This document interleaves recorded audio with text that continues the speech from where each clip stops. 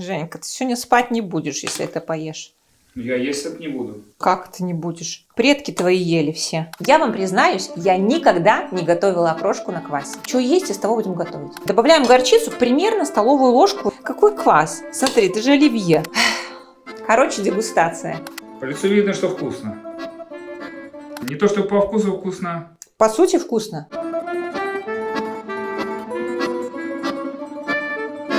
Всем привет! Я в красивом фартушке. Кстати, мы очень давно ничего не готовили. Что-то все снимаем, дегустируем. А вот я наконец-то одела фартук. Я его выгладила красиво. И он на мне такой красивый сидит. Смотрите, совсем недавно, на прошлой неделе, вы смотрели дегустацию с квасом. Если вдруг вы эту дегустацию не смотрели, обязательно посмотрите. Очень интересный выпуск. Так вот, у нас осталась куча кваса. И прямо сегодня, в этот день, мы будем снимать выпуск про что? Женька, твой выход. А вот и я! Не ждали! Сегодня мы будем готовить окрошку. Я вам признаюсь, я никогда не готовила окрошку на квасе. Нет. Я не верю вам. Так не может быть. Вот я готовила на кефире. Стоп. Отпустите. Дайте мне уйти. Не хочу. Но вообще традиционным компонентом окрошки является именно квас. Поэтому сегодня впервые мы будем проводить такой эксперимент. Я выбрала какой-то классный рецепт, у него много отзывов, много просмотров. Я ее попробую и скажу вам, вкусно или нет. А вообще говорят, что для того, чтобы приготовить окрошку, нельзя готовиться, нужно ее готовить просто из того, что есть. Поэтому будем готовить традиционно из того, что есть. Давайте покажу, что я нашла в своем холодильнике. Охотничьи колбаски. А что не открытые? А может, ты мне скажешь, что они открытые? Вкусно? Это же галерея вкуса. Конечно, вкусно. Для окрошки вы можете взять любое мясо, можно просто вареное мясо, можно вареную колбаску, можно взять сосиски, в общем, все, что у вас есть. У нас вареные колбасы не оказалось, зато у нас есть такие варено-копченые сосисочки от галереи вкуса, мы их очень любим. Женька, правда, съел, но я надеюсь, что нам хватит. Вообще, кстати, вот эти очень вкусные, варено-копченые, они даже не сосиски называются, а колбаски из мяса птицы, очень классные. Всяких глутаматов, добавок. Точно без томатов. Точно без томатов. Точно? Томатов там точно нет. Что еще нам понадобится? Вареные яйца, вареная картошка, немножко редиски, немножко свежих огурчиков, лук, укроп, сметана, горчица, соль, сахар и квас. Мы его поставили охлаждаться, потому что он после дегустации немножечко стал теплым. А мне кажется, для окрошки должен быть холодный квас. Возьмем обычный не темный квас. Что есть, из того будем готовить. Я показала все ингредиенты, их нужно просто измельчить. Можно, конечно, потереть на терку, как мы, например, это сделали с холодником, но мне хочется порезать кубиками, какими-то кусочками, чтобы можно было что-то жевать. Вообще как-то странно будет, если мы вот колбаски возьмем и просто потрем на терку. Сначала нарезаем лучок максимально мелко, насколько это возможно. Окрошка – это блюдо очень простое. Ели его когда-то, когда вообще еще ничего толком и не было. И не было вот этих всех изысков.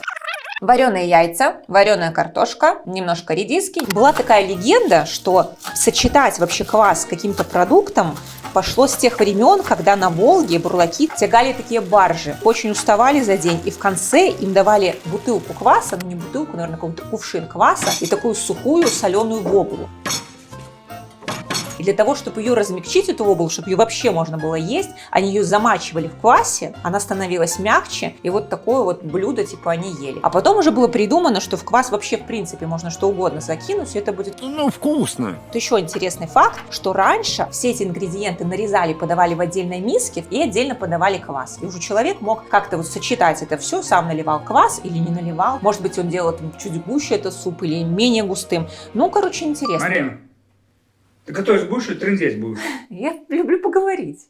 Я нарезала лук, нарезала укроп, отправляю это все в кастрюлю, добавляю немножко соли и хорошенечко это все перетираю. Кстати, мне вот одна зрительница написала лайфхак. Для того, чтобы не искать какую-то тару, для того, чтобы перетереть лук с укропом, можно сразу порезать эту зелень, прям в кастрюлю закинуть туда соль и прямо там перетереть. Мне кажется, это очень крутой лайфхак.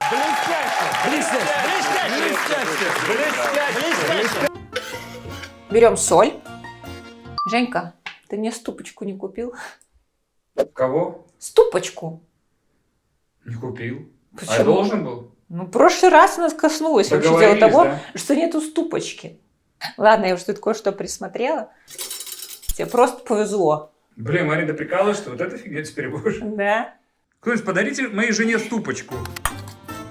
Знаешь, кажется, вот это всегда такой, типа, такой простой рецепт. Вообще самые простые блюда, самые вкусные, они как бы типа простые, из простых ингредиентов. Но картошку-то надо помыть, ее надо сварить, яйца надо помыть, их надо почистить. Ну, короче, это все прям надо подготовить. Болтовню в сторону, готовим дальше. Нарезаем яйца.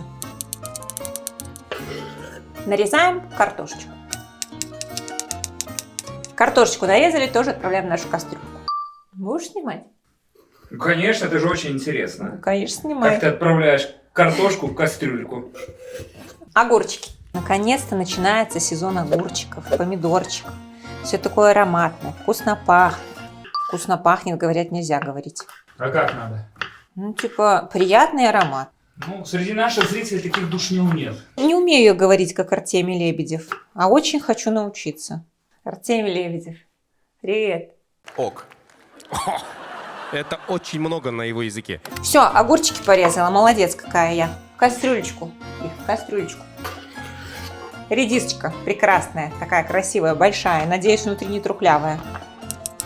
Может, хорошая же с редиской? Давай, слишком много. Я ненавижу редиску. Я есть это не буду. Еще и с квасом, блин. Будешь? Не буду. Я буду Будешь? сосиски свои есть. Будешь? Это колбаски. Ладно, жалюсь над тобой. 2 штуки. Ну что? Ну, блин, вкусные. Дай. Ну все, я уже закончила почти.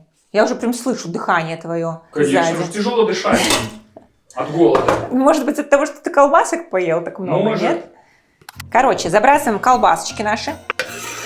Я видела в нескольких рецептах классных, которые очень хвалили, что добавляется горчица. Я действительно почитала, что горчица является одним из важных компонентов, и я тоже решила рискнуть добавить горчицу. Тем более она у меня есть. Поэтому добавляем горчицу примерно столовую ложку вот на это количество ингредиентов. Добавляем немножко сахара, где-то чайную ложку. Я вот сейчас добавила и подумала, а квас-то не кислый? Твою мать. Я вот почитала, что добавляется кислый квас вообще изначально. Но сейчас кислого кваса прямо не найти, только если он не скис где-нибудь в бочке в желтой. Ну ладно, эксперимент. И нам нужно примерно 200 грамм сметаны. И вот сметана у меня тоже есть, и я ее тоже добавляю. Смотри, это же оливье. Прикольный салат. Квас охладился, заправляем квасом. Если бы у меня была такая кнопка красная на столе, я очень хотел сделать... Я есть это не буду. Как ты не будешь? Традиционное блюдо. Предки твои ели все. Мама? Мама твой предок, да? Ну, слушай, нужно примерно 1,5 литра на это количество. Мы тут уже дегустировали, конечно, тут уже меньше осталось. Короче, дегустация. Я предлагаю налить в мисочку, чтобы все было красиво. Смотри, какая красивая. Красивая, как Красивая. в столовой, да? В столовой. Где ты в столовой видел мисочки такие? Ах ты, вот как обычно. Воротки заляпала опять, да? Да. Блин. Батька голову тебе открутит за бортики. И тут вон разлила. Дай мне что-нибудь. Ну что, дегустируем окрошечку на квасе.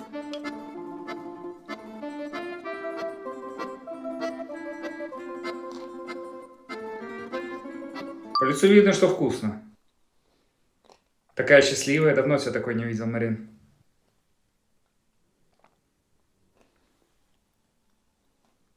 Такой необычный вкус.